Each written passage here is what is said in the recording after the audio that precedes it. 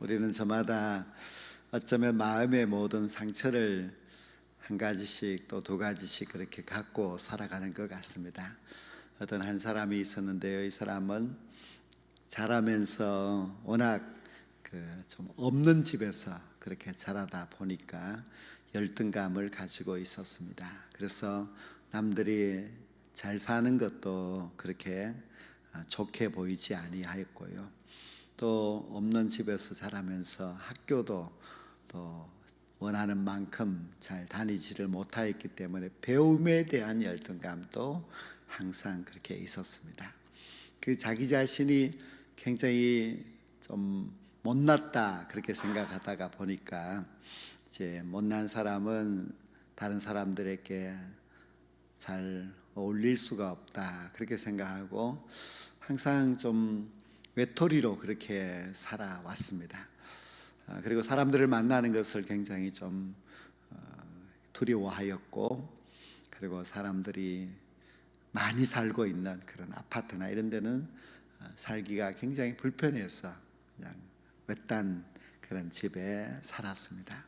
장을 보러 이제 가야 하는데, 장을 보러 가도 이제 마트에 가면 사람들이 많이 보이고 하니까 그것도 쑥스럽고 또 괜히 자기를 어떻게 볼까 그런 이제 생각을 갖고 있었기 때문에 아주 이른 시간, 사람들이 별로 많이 나오지 않는 그런 시간에 가서 또 장을 보고 그렇게 나였습니다. 그는 정말 열등감 속에 너무 자꾸 깊이 들어가서 이렇게 계속 살아가다가 보면 인생이 불행해지는 것은 당연한 일이었습니다. 우리가 그런 사람들을 보면은 그런 사람들은 좀 치유가 필요하다, 뭔가 좀 고쳐서 좀 새로운 마음을 가져야 할 필요가 있다는 그런 생각을 가지게 됩니다. 어째 그런 사람들만 치유가 필요하겠습니까? 열등감뿐만 아니라 또 속에서 이 분을 삭히지 못하고 살아가는 사람들도 있고, 그리고 항상 이제 너무 욕망에 지나쳐서 너무 욕심을 부리면서 그렇게 살아가는 사람들도 어쩌면 다 좀 치유가 필요한 그런 사람들이라 할 수가 있습니다. 오늘 이 성경 말씀에 나오는 이 여인도 치유가 필요한 그런 사람이었습니다. 어느 날 예수님께서 제자들과 함께 사마리아 땅을 지나가게 됩니다. 그때 제자들은 이제 먹을 것을 구하기 위해서 동네로 돌아가고, 예수님께서는 무더운 날씨에 피곤하셔서 목마르고 하여서 우물가에서 쉬고 계셨습니다. 아주 뜨거운 한낮입니다. 보통 그 지방 사람들은 낮에는 잘 다니지 않습니다. 다 시원한 그늘이 있는 자기 집 안에서 낮잠을 자거나 아니면 쉬거나 그렇게 하는 시간입니다. 예수님은 그 우물가에 앉아 계시는데 그 사마리아 동네 안에 한 여인이 물을 기르기 위하여서 그 우물가로 나왔습니다. 근데 이 여인이 그 뜨거운 낮에 아무도 그 우물에 물을 기르러 나오지 않는 그런 시간에 물을 기르러 나왔다는 것은 이 사람에게 뭔가 문제가 있다는 것을 알 수가 있습니다. 사실 그 여인은 남편이 5명이나 있었던 사람입니다. 참 기구한 그런 운명의 사람이라고 할 수가 있겠죠. 그런 정말 사람들이 볼 때에 나는 참 기구한 운명이다 그렇게 할 수 있는 사람이기 때문에 이 여인은 그렇게 사람들이 보기 싫습니다. 사람들이 자기에게 무슨 말을 하는 거, 또 사람들이 자기를 쳐다보면서 수근거리는 것, 이런 모든 것이 다 싫었습니다.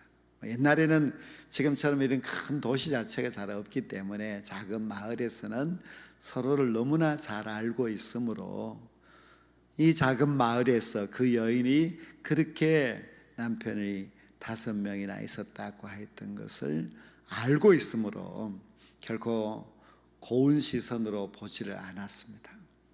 수근거리고 또 정죄하거나 아니면은 아주 욕하고 미워하고 하는 그런 사람들까지도 있었습니다. 그런 모든 사람들이 다 보기가 싫고 또 그런 사람들의 눈길도 싫고 해서 이렇게 사람들의 눈길을 피해서 한낮에 물을 길러 왔습니다. 거기서 예수님을 만났습니다. 근데 예수님께서 이제 물을 좀 달라 그렇게 요구를 하지요. 그러자 이 사마리아 여인이 아주 이상하게 생각을 합니다. 왜냐하면은 유대인인 당신 남자가 사마리아인인 나 여자에게 왜 물을 달라고 요구하느냐, 그런 생각입니다. 그 당시에는 유대인들은 사마리아인과 상종을 하지 않습니다. 사마리아인들은 혼혈족이고 사마리아인들은 그 옛날 아수르 제국에 멸망을 당하면서 짓밟힌 땅, 혼혈되고 그런 유대인들이 봤을 때는 저거는 뭐 유대인도 아니야, 저건 아주 그냥 이방인이나 마찬가지고, 그래서 아주 상종도 하지 않았습니다. 그런데 그렇게 대우받지 못하는 사마리아인인데 그런 사마리아인에게 유대인 남자가 물을 달라고 했으니 참으로 이상하게 그렇게 생각을 합니다. 근데 그때 예수님께서 아주 오늘 이 본문 처음 시작하는 말씀에 아주 중요한 그런 말씀을 하는데요. 그것은 바로 이 물을 먹는 자는 다시 목마르려니와 내가 주는 물을 먹는 자는 영원히 목마르지 아니하리니 내가 주는 물은 그 속에서 영생하도록 솟아나는 샘물이 되리라고 했습니다. 지금 예수님은 우물가에 있고 이 여인은 우물물을 기르러 한낮에 왔습니다. 동네와 이렇게 떨어져 있는 그런 우물인데요. 그런데 예수님께서는 물을 달라고 하시더니 또 하시는 말씀이 내가 주는 물은 그 물을 먹으면 영원히 목마르지 아니하리라고 했습니다. 그때 이 물을 기르러 왔던 사마리아 여인은 그 말을 제대로 이해하지를 못합니다. 제대로 알아듣고 말하는 것이 아니고 좀 이해를 못해서 이렇게 이야기를 합니다.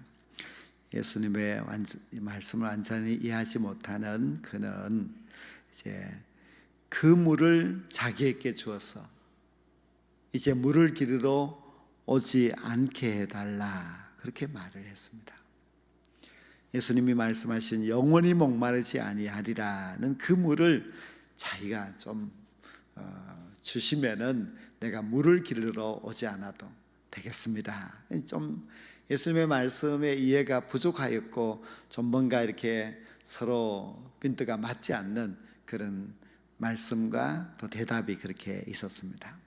근데 예수님께서는 갑자기 그 여인에게 남편을 데려오라고 말씀합니다. 이거 무슨 말이 영 서로 잘 맞지 않습니다. 물을 달라고 하는데 목마르지 않는 그 물을, 그리고 물을 기르러 오지 않아도 될 그 물을 달라고 했더니 예수님은 남편을 데리고 오라고 했습니다. 그때 여인은 굉장히 당황합니다. 왜냐하면 자기가 지금 이 사람이 내 남편입니다 하고 내세울 만한 남자가 없었습니다. 물론 전에도 남편이 이제 5명이나 있었지만은 그들은 다 뭐 죽었는지 이혼했는지 없고, 지금 현재 남자도 있지만 그 남자는 남편은 또 아니었습니다. 그래서 남편이 없다, 그렇게 대답을 합니다. 그자 예수님께서는 이 사마리아 여인의 행편을 너무 잘 알고 계셨기 때문에 남편이 없다는 말이 맞다, 지난날 남편 5명이 있었고 또 지금 함께 있는 남자도 너의 남편이 아니다라고 말해줍니다. 누가 예수님에게 뭐 일러 바쳐서 예수님이 그 정보를 듣고 지금 이 여인에게 말하는 것도 아닙니다. 예수님은 인간으로 이 땅에 오셨지만은 신적인 능력도 함께 갖춘 그런 분이시기 때문에 하나님이신 예수님께서 모든 것을 깨뜨려 아시는 예수님께서 지금 그 사마리아 여인이 그런 지난날의 과거, 지금의 형편, 이런 모든 것을 알고 계셨습니다. 이렇게 예수님이 말씀을 하시자 사마리아 여인은 물론 놀랐고, 그리고 예수님에 대한 생각을 이제 다르게 합니다. 근데 이 여인이 이제 예수님을 향해서 하는 말이, 주여, 당신은 선지자로소이다, 그렇게 말을 합니다. 물론 이제 선지자가 그 시대는 없었지요. 아주 오랫동안 선지자도 없습니다. 또 사마리아 땅에서 무슨 또 선지자가 있겠습니까? 근데 이 여인은 선지자에 대한 이야기는 들었겠죠. 그런데 지금 자신의 모든 것을 알고 있는 그 예수님을 볼 때에, 이분은 선지자이시구나, 그렇게 이제 생각을 하였습니다. 이때부터 이제 이 여인은 예수님에 대하여서 이제 무슨 마실 물, 이제 물을 길러도 올 필요도 없는 그런 물, 뭐 이런 물질적인 욕구에 대한 주문을 하지 아니하고 영적인 것에 대한 주님에 대한 요구를 하게 됩니다. 그래서 이제 영적인 질문을 하는데요, 어디서 예배를 드려야 됩니까? 그것을 질문하게 됩니다.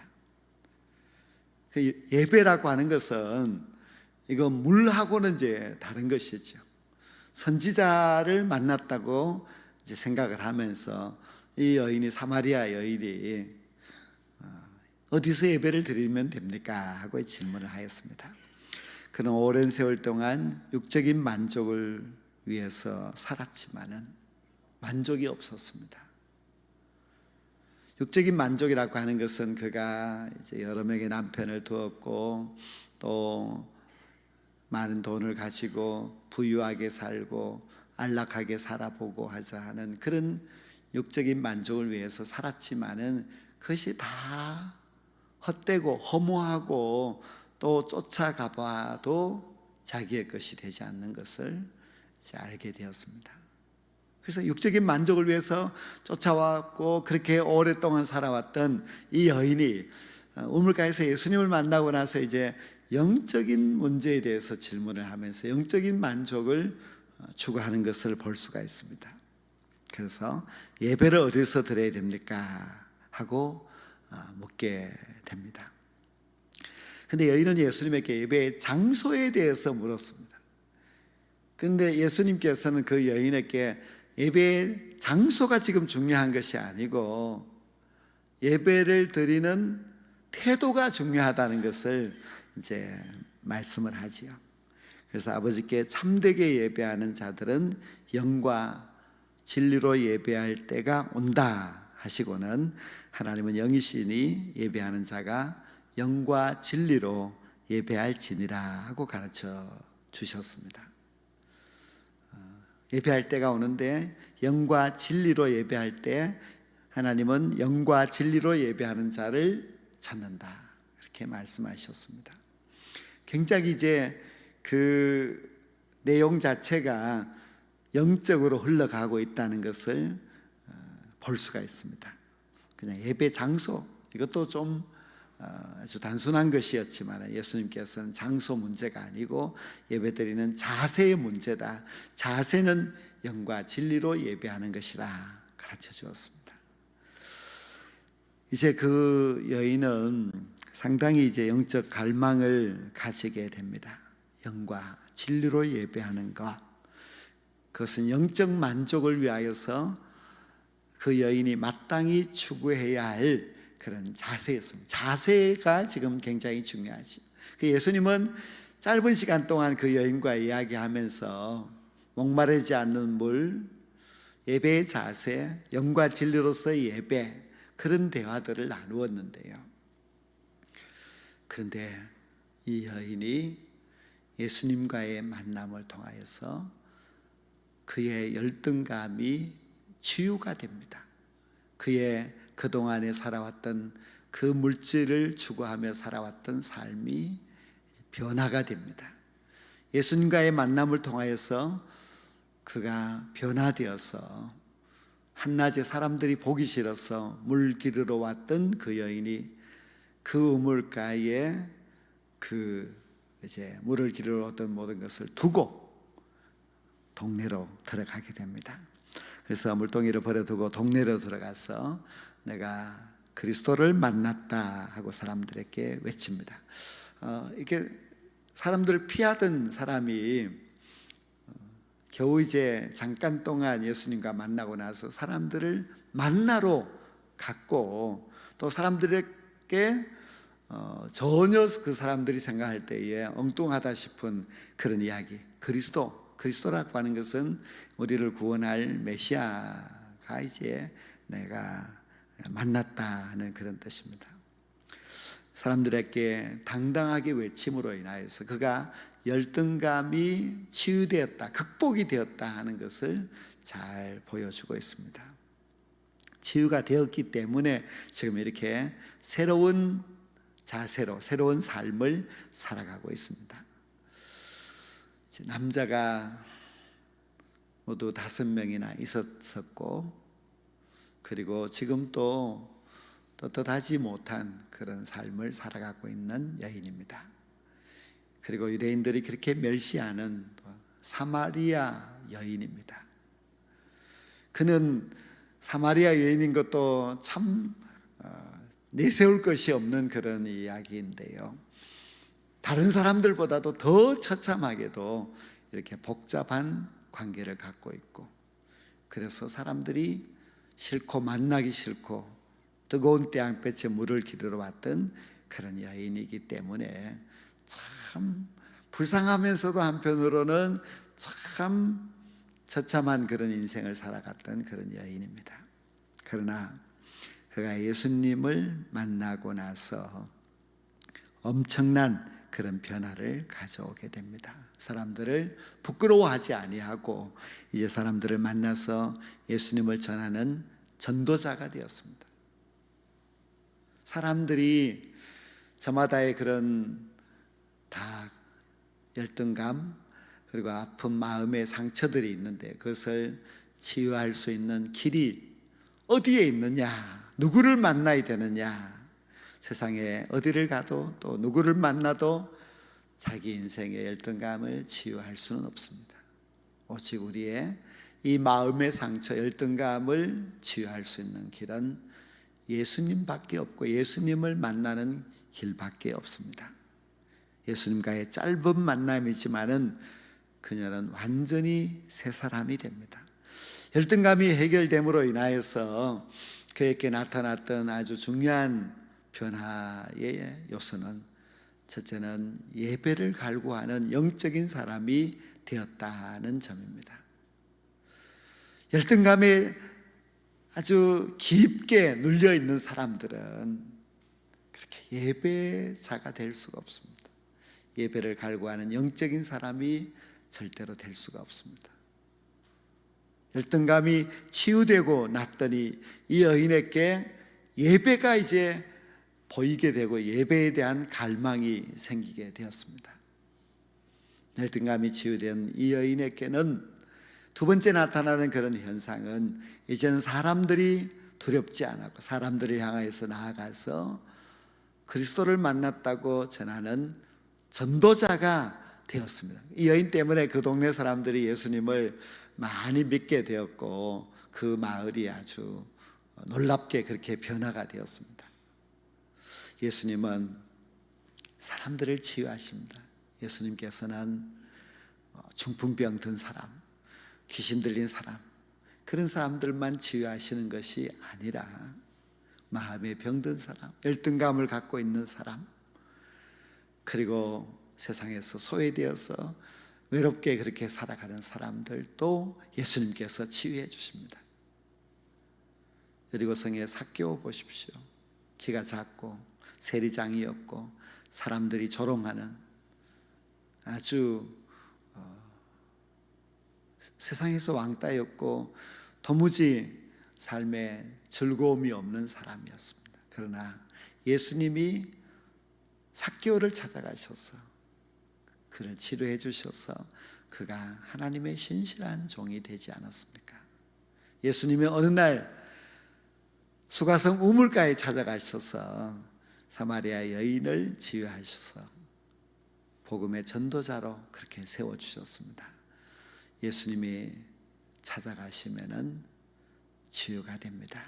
우리 주변에도 또 우리 자신도 정말 내가 어떻게 이 어려움을, 어떻게 이 안타까움과 슬픔과 고통들을 극복할 수 있을까 고민하고 걱정하고 그 무거운 마음에 눌려서 살아가는 사람들, 예수님을 만나야 합니다. 예수님을 만나면 치유될 수 있습니다. 예수님을 만나면 인생이 놀랍게 변화될 수 있습니다. 예수님만이 우리 인생의 치유자라는 것을 우리가 오늘 이 말씀을 통하여서 깨닫고 예수님을 통하여서 치유받아서 더 새롭고 멋진 인생을 살아갈 수 있는 저와 여러분 모두가 될 수 있기를 주의 이름으로 간절히 축원합니다.